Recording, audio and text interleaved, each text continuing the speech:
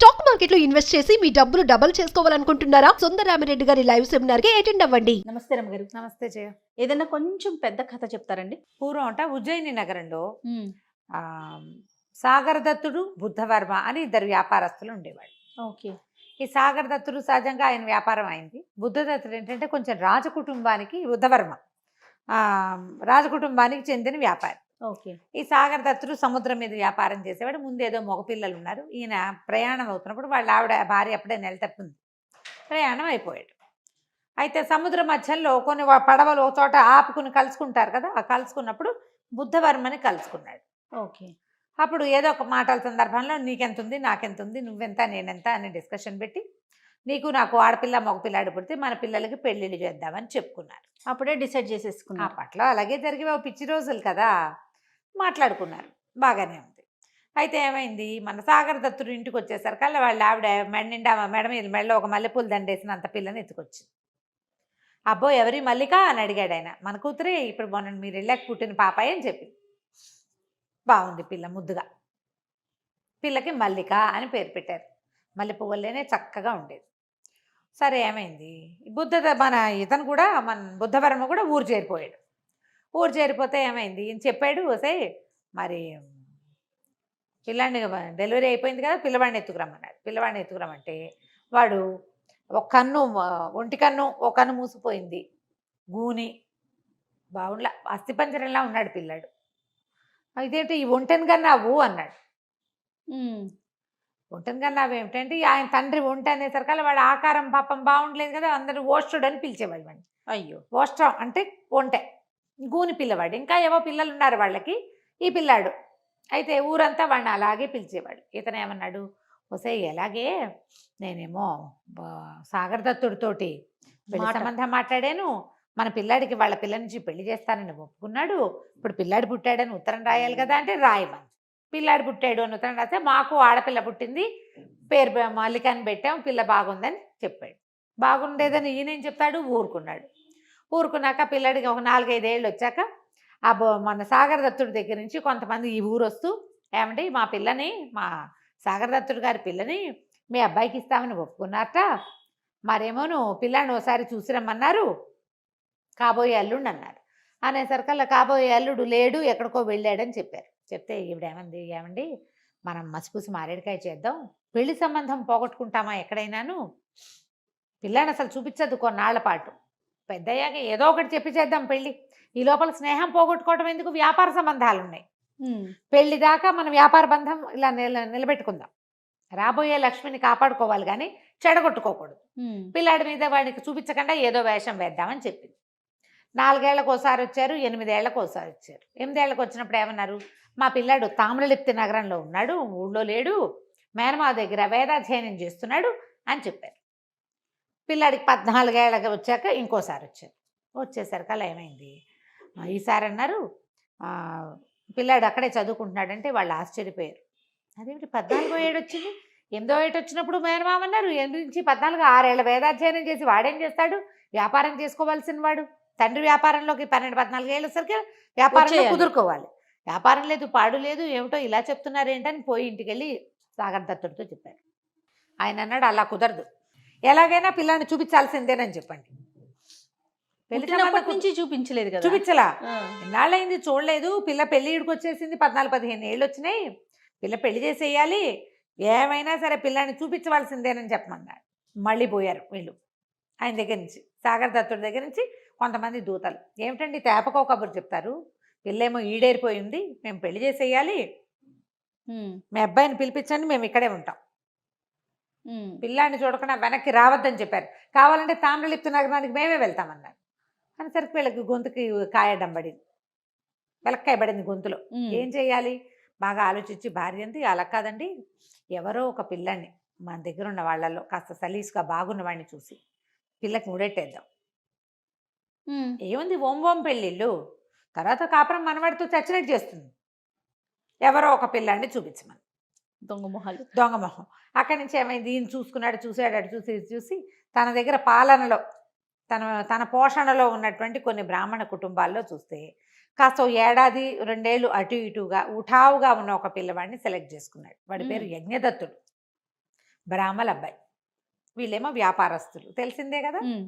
ఆ బ్రాహ్మడికి కబురు చేసి, ఓ నాయన, నాకు చాలా అత్యవసరమైన వ్యవహారం ఒకటి ఉంది, మీ అబ్బాయిని నాకు అప్పచెప్పు, నువ్వు జన్మంతా తినడానికి సరిపడా నీకు ఇస్తా, ఓకే.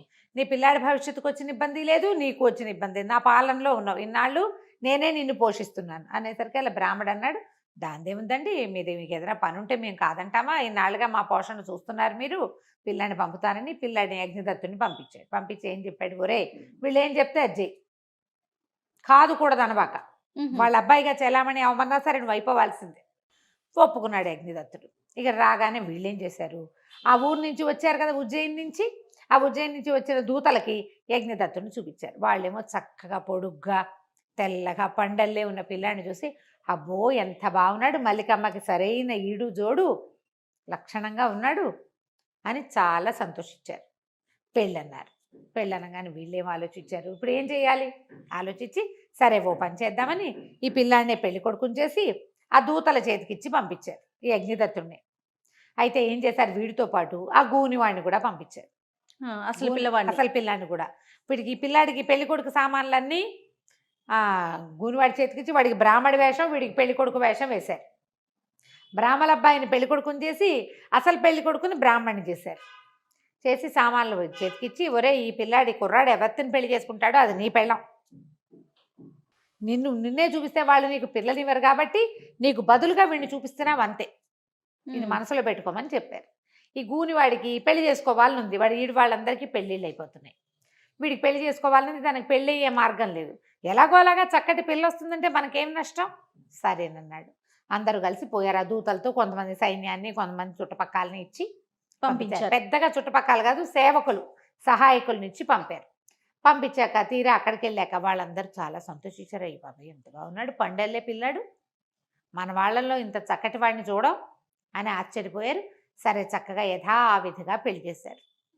గూనివాడు పక్కనే కూర్చుని పెద్ద బ్రాహ్మడి పక్కన సహాయకుడుగా ఉండి సామాన్లు అందిస్తూ తన పెళ్లి కూతుర్ని తనవి తీరా చూసుకుంటూ కూర్చున్నాడు. వివాహం అయిన దగ్గర నుంచి అగ్నిదత్తుడు కడుపులో నొప్పి అంట మొదలుపెట్టాడు. నా పొట్టలో నొప్పిగా ఉంది, డొక్కల్లో సోలు వచ్చి పడిపోయాడు. అక్కడి నుంచి ఈ సాగర్ దత్తుడు చాలామంది వైద్యుల్ని పిలిపించాడు.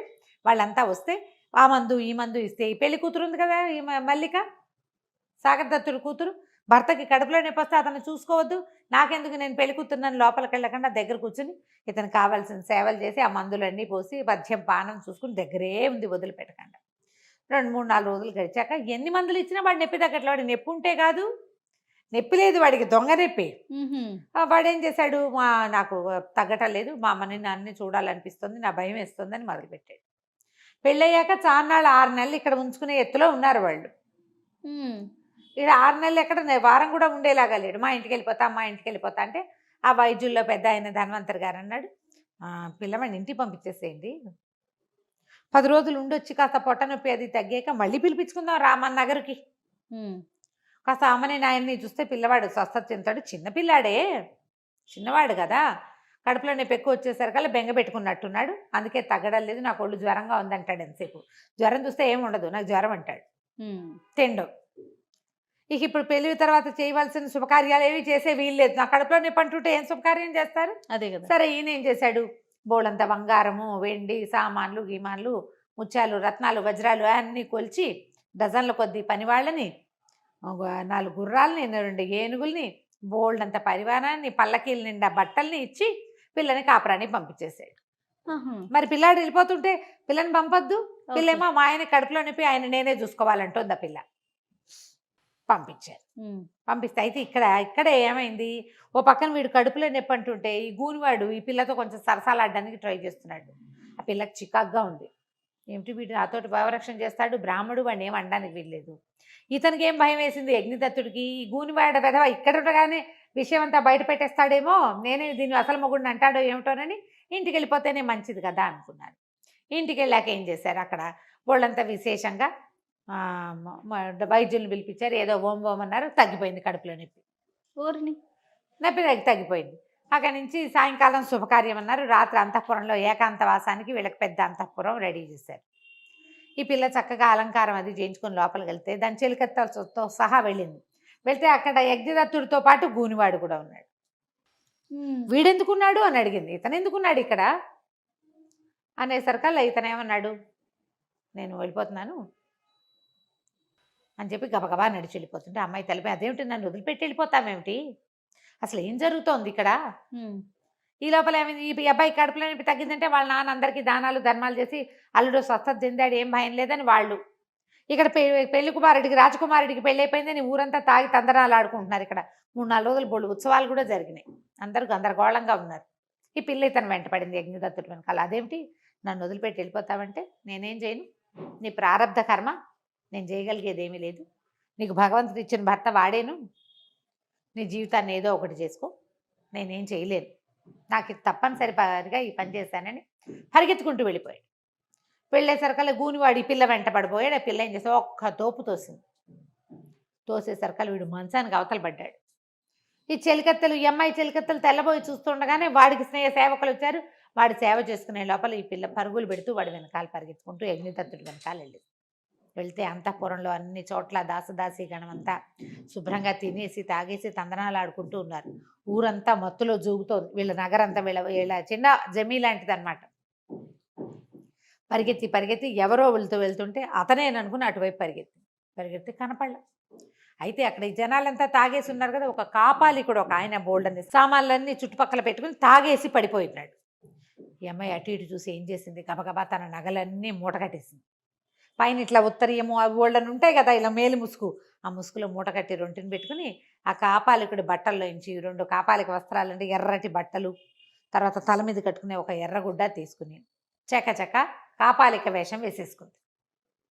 తన రాజు ఇలాగా ఖరీదైన బట్టల్లో ఉంటే డబ్బును వాళ్ళ అమ్మాయిని తెలిసిపోతుంది కదా, అందుకని ఆ బట్టల్లో మెల్లిగా నడవటం మొదలుపెట్టింది. రాత్రి సాయంకాలం చక్కగా సుష్టుగా భోజనం చేసింది. ఇప్పుడు బెంగతోటి నిద్ర రావట్లా, ఏడుపు వచ్చేస్తుంది. మొగుడిని వెతుక్కుంటుంది. మరి ఇంకేం చేస్తుంది, వాడి వివాహం అయింది, కొద్ది రోజులు కలిసే ఉన్నారు, వీడే తన భర్తని ఫిక్స్ అయ్యింది. ఇప్పుడు ఎవడో గూనివాడితో ఉండమంటే ఎలా ఉంటుంది, వెతుక్కుంటూ వెళ్ళటం మొదలుపెట్టింది. ఈ వెళ్ళి ఒక తెల్లవారేసరికల్లా ఒక బ్రాహ్మణ అగ్రహారంలో ఒక వాకిట్లో చేరింది. నుంచుంటే ఆ బ్రాహ్మణాడు ఓ గొణుకుని తిట్టుకుంటుంది, బుద్ధవర్మ నీకు బుద్ధి లేదు, నీలాంటి దౌర్భాగ్యుడు నువ్వే అంటుంటే ఈ అమ్మాయి అడిగింది, ఎందుకమ్మా అలా మహానుభావుడిని అంత మాట అంటున్నావని. మహానుభావుడు ఏమిటి, వాడి బోందా, ఒంటలాగా ఉండే కొడుక్కి పెళ్లి చేయటం కోసం పాప బ్రాహ్మణ కుర్రాన్ని తీసుకెళ్ళి పెళ్లి చేయించుకొచ్చాడు అంటే ఈ లోపల టమ్ముకు వినపడింది. బుద్ధవర్మ కోడలు తప్పించుకుని పారిపోయింది, ఆమెను పట్టించిన వాళ్ళు కానీ వాడు పట్టించిన వాళ్ళకేమో బహుమతి ఇస్తాం, ఎవరైనా ఇంట్లో అమ్మని దాపెడితే వాళ్ళకి శిక్ష ఇస్తాం. ఈవిడ వెంటనే అంటుంది పైకి, ఆ బ్రాహ్మణావిడ పారిపోయిందా, మంచిగా అయింది, చక్కగా మల్లిక పారిపోమ్మా, హాయిగా పారిపోయి యజ్ఞదత్తుడు నీ మొగుడు వాడు పెళ్లి చేసుకున్నాడు అగ్నిసాక్షిగా, వాడితోటి నువ్వు కాపురం చేయాలంటుంది.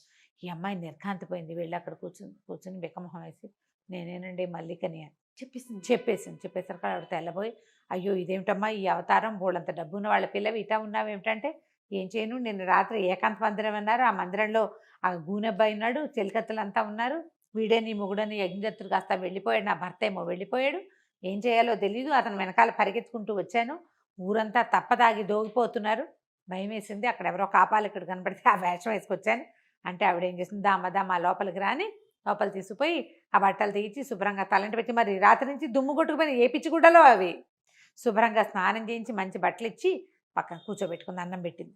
అన్నం పెట్టి ఏమందంటే, నీ భర్త యజ్ఞదత్తుడు ఫిక్స్ అయింది, రామడో వ్యాపారస్తులో వేరే కదా, అదే అగ్నిసాక్షి నీకు అతనితో పెళ్ళయింది, బుద్ధవర్మ ప్లాన్ నీ విషయంలో వర్కౌట్ అవ్వదు, నీ భర్త ఇంటికి దారి చెప్తా, సానుకూలపరచుకో నువ్వు. అక్కడి నుంచి ఏం చేసింది, మళ్ళీ కాపాలిక వేసి ఆ బట్టలు ఉతికారేసేసింది ఆవిడ, ఆ కాపాలిక బట్టలు. మళ్ళీ మధ్యాహ్నానికి బట్టలు ఆరిపోతే ఈ అమ్మాయి ఏం చేసింది, మల్లిక ఆ కాపాలిక వస్త్రాల ఎర్రగుడ్డలు కట్టుకుని పోయి ఆ యజ్ఞదత్తుడి ఇంటికి వెళ్ళింది. తెలిసిందిగా అడ్రస్ ఈ బ్రాహ్మణావిడ చెప్పింది. అక్కడికి వెళ్ళేసరికి ఆయన ఏదో వేద పాఠం చెప్పుకుంటుంటే వెళ్ళి అక్కడ కూర్చొని ఏం పాఠం చెప్తున్నావు నువ్వు అంది. వేదం చెప్తున్నాను అంటానండి. ఏం వేదం, నువ్వేమో వర్ణ సంకరం చేసావు, నువ్వు బ్రాహ్మణ వేయండి వైశ్యులమ్మాయిని పెళ్లి చేసుకున్నావు, ఇప్పుడు కూర్చొని పాఠం చెప్పుకుంటున్నావు పెళ్ళాన్ని వదిలేసి అన్నది. అనేసరికల్లా మీకు ఎలా తెలుస్తుంటే కాపాలికలకి అన్నీ తెలిసిపోతాయి కదా. ఏమన్నాడు, మరి నేనేం చేయను, నేను ఇంకా చేయగలిగేది ఏం లేదు, మా దగ్గర ఏమీ లేదు, నా తండ్రి ఆయన పోషణలో ఉన్నాడు, బుద్ధవర్మ పోషణలో, ఆయన చెప్పిన పని చేయమన్నారు, నేను చెప్పిన పని చేశాను, పాపం పుణ్యం భగవంతుడికి ఎరుక, వాళ్ళు చెప్పింది చెయ్యాలి, మా నాన్న ఆజ్ఞ గురువాజ్ఞ పాటించా అంతే, ఇక నేను నాదేం లేదన్నాడు. 3 రోజులు రోజు పోయి అక్కడ కూర్చునేది. ఏమనుకుందంటే వీళ్ళకి అసలు ఏమీ లేదు, పేద కుటుంబం. పోషణ వీళ్ళకి తిండి నా 2 పూట్ల అక్కడి నుంచి వస్తుంది. ఆ డబ్బులు లేవు, వీళ్ళంతటి వీళ్ళు సంపాదించుకునే రోజు కాదు అది. అందుకని నిర్ధనత వల్లే వీళ్ళు డబ్బు లేకపోవటం వల్లే ఈ పనికి ఒడిగట్టారని తెలుసుకుంది. ఏం చేసింది, బోడంత బంగారం పెట్టుకున్నదిగా మూట కట్టి పక్కన పెట్టింది. అందులోంచి ఒక ముత్యాహారం అమ్మించేసి ఆ ముసలి బ్రాహ్మణావిడితోటి ఏం చేసింది, ఒక వెండి పాత్ర, ఓ బంగారు పాత్ర, ఓ రాగి పాత్ర, 3 నిండా కాసులు పోసి ఈ యజ్ఞదత్తుడి ఇంటి దగ్గర పాతి పెట్టింది. ముందు రోజు రాత్రి వెళ్ళి మర్నాడు ఏమంది, నువ్వెంతో మంచివాడివి, పాఠం ఎంత బాగా చెప్తున్నావు, నీకు నా దగ్గర ఒక మంత్ర పుస్తకం ఉంది, ఆ పుస్తకంలో ఎక్కడెక్కడ ధనరాశులు ఉంటాయో తెలుస్తాయి నాకు, మీ ఇంటి చుట్టుపక్కల ఏమైనా ఉన్నాయేమో చూస్తానుండని హాంఫీం పట్టాది ఇది అని మంత్రం చదివి మీ వాకిట్లో ఆ వేప చెట్టు పక్కన కొంచెం ఎడం వైపుగా తవ్వి చూడు, అక్కడ నీకు బంగారం దొరుకుతుంది అనేసరికి తవ్వి చూశారు. చూస్తే నిజంగానే చిన్న చిన్న చెంబులు, ఇంత బంగారు చెంబు, ఇంత వెండి చెంబు, ఇంత రాగి చెంబు, 3 నిండా కాసులు. అలా ఎప్పుడో పాతపెట్టింది, పూర్వకాలంలో పాతపెట్టబడింది దొరికింది. ఆశ్చర్యపోయారు. అక్కడి నుంచి కుర్రాడు ఏం చేశాడు, యజ్ఞదత్తుడు వాళ్ళ నాన్న చెప్పాడు, నాన్న ఎవరో ఒక కాపాలిక ఒక ఆవిడ వస్తుంది, రోజు వచ్చి కూర్చుంటుంది, మరేమోను తను ఇట్లా చెప్పింది నాన్న అంటే, వాళ్ళ దగ్గర ఏం మాయ మంత్రాలు ఉన్నాయో కనుక్కోమన్నాడు నాన్న. ఈ అమ్మాయి ఏమైంది, నా దగ్గర ఒక మహామంత్రశాస్త్రం ఒకటి ఉంది, మహాకాళ మంత్రశాస్త్రం, అద్భుతమైన పుస్తకం, ఆ పుస్తకంలో చూసే నేను ఇది చెప్పాను. ఎందుకు వచ్చిన వేదన రా, వద్దు, ఆ మహాకాళ మంత్రం ఏదో నేర్చుకున్నావా, శుభ్రంగా ఎక్కడెక్కడ భూమిలో ఉన్నవి చూసుకోవచ్చు. ఆశ వచ్చింది, ఆవిడ వెనకాల పడిపో, తీసుకెళ్తానంటే సరే తీర్థయాత్రలు చేస్తాను, తోడు రమ్మని. తనతో పాటు ఆ ఊరు ఈ ఊరు ఈ ఊరు ఆ ఊరు తప్పించుకున్నారు మొత్తానికి. ఇక్కడి నుంచి తప్పించుకుంది, ఇతను వెంట వేసుకుని బయలుదేరింది భర్తని. ఇద్దరు కలిసి అక్కడ ఇక్కడ స్నానాలు చేశారు, గుళ్ళల్లోకి వెళ్ళారు. ఈవిడ కాపాలిక వేషంలోనే ఉంది. అతను ఆ భార్యను అసలు గుర్తు కూడా పట్ల వెళ్ళిపోయాడు. వెళ్ళాక ఏం చేసింది, ఉజ్జయిని నగరానికి చేరి, ఏమంది, ఇది ఉజ్జయిని నగరం, నువ్వు ఇక్కడ మహామోసం చేసావు, వాళ్ళ గనక తెలిస్తే నిన్ను చంపేస్తారు, నువ్వు ఇక్కడే ఉండని ఓ చోట ఆయన్ని కూర్చోబెట్టి ఆ కాపాలిక వేషంతో తన తండ్రి గారింటికి మన సాగర దత్తుడి ఇంటికి పోయింది. ఇంటికి వెళ్ళేసరికల్లా వాకిట్లో భవతి భిక్షాందేహి అంటే ఓ దాసిది భిక్ష వేయడానికి వెళ్ళి రాయిగారు అమ్మాయిని గుర్తుపట్టేసి ఆ కాపాలిక వేషంలో ఉంది కదా ఈ మల్లిక, లబో దిబోమని ఏడ్చుకుంటూ పోయి, ఇంకేముంది ఆ అబ్బాయి ఏం చేశాడో, మన పిల్లని కాపాలిక అయిపోయింది, ఇంకేముంది భిక్ష ఎత్తుకుంటోంది, మన వాకిట్లోకే వచ్చింది చూడమ్మా అని యజమానురాల దగ్గరికి వెళ్ళి నెత్తి కొట్టుకుంటూ ఏడ్చింది. ఆవిడ పరిగెత్తుకుంటూ వచ్చింది బయటికి. వచ్చి నీ దుంప దగ్గర నీకేం పోయే కాలం, ఇట్లాంటి గుడ్డలు తొడిగావు, మంచి పిల్లాన్ని ఇచ్చి పెళ్లి చేశాం కదా అంటే, అది చేసావులే పెళ్ళి, పద నన్ను లోపల తీసుకెళ్ళు అంటే తల్లి కూతురు లోపలికి వెళ్ళారు. శుభ్రంగా స్నానం పానం చేసి అన్నం తిని ఆ అమ్మాయి ఏం చెప్పిందంటే, ఇదిగో ఇది జరిగింది, బుద్ధవర్మ మిమ్మల్ని మోసం చేశాడు, అతను బ్రాహ్మణుడు, ఫలానా గుళ్ళో ఉన్నాడు అని చెప్పింది. సరే తండ్రి ఏమనుకున్నాడు, పోని బుద్ధవర్మ కాకపోతే పీడాపోయిరి, నలుగురు ముందు పెళ్లి చేసిన పిల్లాడితో ఉండాలి మన పిల్ల, దానితోటేమో మరి యజ్ఞం చేసి పెళ్లి చేసుకున్నారు, మరి అగ్నిహోత్రం సాక్షిగా వివాహం చేసుకున్నప్పుడు ఏ కులం అయితే ఏమిటి, ఏ జాతి అయితే ఏమిటి, పిల్ల పెళ్లి వారితో జరిగింది కాబట్టి అతనితో ఉండాల్సిందే శాస్త్రం ప్రకారం. అక్కడి నుంచి కొడుకుల్ని పంపించాడు, అబ్బాయిని తీసుకురమ్మని. వీళ్ళు పోయి అక్కడికి వెళ్ళి ఆ అబ్బాయిని, పదా మా పిల్లని తీసుకెళ్ళి అన్యాయం చేసావు అని లాక్కొచ్చారు నవ్వుతూనే. ఇతను బికమొహం వేసుకుని ఇంటికి వచ్చాడు. వచ్చిన తర్వాత ఆయన యజ్ఞదత్తుని అన్నీ కనుక్కున్నాడు, ఏం జరిగింది, ఏం చేసావు, ఎందుకు చెందావు అని. నాయన మా పిల్ల నీ కోసం కాపాలిక వేషం అయితే ఆ ఊర్లన్నీ నడిచి తిరిగి ఇంటికి వచ్చింది, ఇంకో రకంగా చేస్తే బుద్ధవర్మకి తెలిసిపోయేది, రాజుగారి ద్వారా నేను కబురు చేస్తాను, ఇంకో రకంగా అయితే తెలిసేది, అతను ఏం చేసేవాడో వీళ్ళని బయటికి రహస్యం బయటపడకుండా చంపేసినా చంపేయచ్చు, ఇంతకు తెగించిన వాళ్ళు అది తెగించరా. అవును. అక్కడి నుంచి రాజుగారి దగ్గరికి తీసుకుపోయారు ఇద్దరిని, పిల్లాన్ని. ఇలా జరిగింది, బుద్ధవర్మ మేము ఇట్లా మాట్లాడుకున్నాం, ఆ పిల్లవాడికి ఏమో వాళ్ళ అబ్బాయి గూనిగా ఉన్నాడు, ఆ విషయం మాకు ముందే చెప్తే సరిపోయేది, ఇష్టం ఉంటే పిల్లని ఇచ్చేవాడిని, లేకపోతే లేదు. ఇట్లా వేరే వాళ్ళని మనకు వర్ణసంకరం చేసి బ్రాహ్మణ అబ్బాయితో మా పిల్లకి పెళ్లి చేశారు, ఆ అబ్బాయి ఏమో వాళ్ళని కాదనలేక పెళ్లి చేసుకున్నాడు అనేసరికల్ రాజుగారి పిల్ల తెలివికి ఆశ్చర్యపోయి, భలే బాగా చేసింది, మొత్తాన్ని భర్తను సాధించుకుంది, వివాహం చేసుకున్న భర్తని నిలబెట్టుకునేందుకు ప్రయత్నం చేసింది ఆ పిల్ల. అది నా కర్మింతే ఏడుస్తూ నాన్న దగ్గరికి రాలేదు, పోనీ ఆ గూని అబ్బాయిని భర్తగా అంగీకరించలేదు. భగవంతుడికి విలువ ఇచ్చింది, భగవంతుడు ఇచ్చిన బాంధవ్యానికి విలువ ఇచ్చి అతను వెనకాలబడి ఇన్ని రోజులు నడిచి మళ్ళీ పుట్టింటికి చేరిందని. సరే రాజుగారు వెంటనే బుద్ధవర్మకి ఒక కాగితం పంపించి, నువ్వు చేసిన పని బాగుండలేదు, మీ వాడికి తగిన పిల్లని మీ దాంట్లో చేసుకో, వీళ్ళ జోలికి రావద్దని యజ్ఞదత్తుని వీళ్ళతో పాటే ఉంచుకున్నారు. హాయిగా సుఖంగా ఉన్నారు మల్లిక యజ్ఞదత్తుడు. అతను తన బ్రాహ్మణ్యాన్ని వదిలిపెట్టుకోలేదు, ఈ అమ్మాయి చక్కగా భర్తని వదిలిపెట్టుకోలేదు. కథ కంచికి మనం ఇంటికి. నమస్తే. నమస్తే. సుమన్ టీవీలో మీ పర్సనల్ అండ్ బిజినెస్ ప్రమోషన్స్ కోసం కింది నెంబర్కి కాంటాక్ట్ చేయండి.